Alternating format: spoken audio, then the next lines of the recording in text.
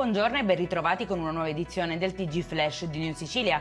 In apertura il caso sulla morte di Angelo Onorato, l'architetto marito dell'eurodeputata Francesca Donato, trovato privo di vita nella sua auto a Palermo con una fascetta stretta attorno al collo. Nelle scorse ore è saltata fuori una lettera che la vittima avrebbe consegnato al suo avvocato. Per gli inquirenti sembra trovare sempre più conferma la pista del suicidio, anche se la famiglia la esclude del tutto.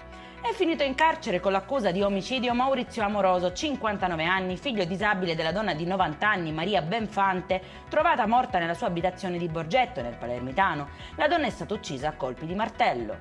A Palermo un uomo di 48 anni è morto appena giunto a casa subito dopo le dimissioni da un ospedale. A denunciare un presunto caso di mala sanità è stato il fratello della vittima. Nei prossimi giorni sarà eseguita l'autopsia, sequestrata intanto la cartella clinica.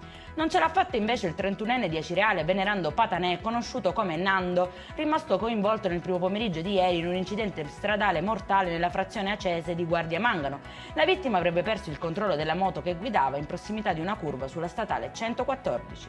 E rimaniamo in tema di incidenti mortali. Antonio Gulino, un operaio edile di Sciacca, ha perso la vita ieri in un sinistro autonomo sulla Fondovalle Sciacca-Palermo. Guidava una moto quando si è schiantato sul guardrail. Lascia la moglie e 2 figli. Per questa edizione è tutto, prossimo appuntamento alle 19:30. Buona giornata.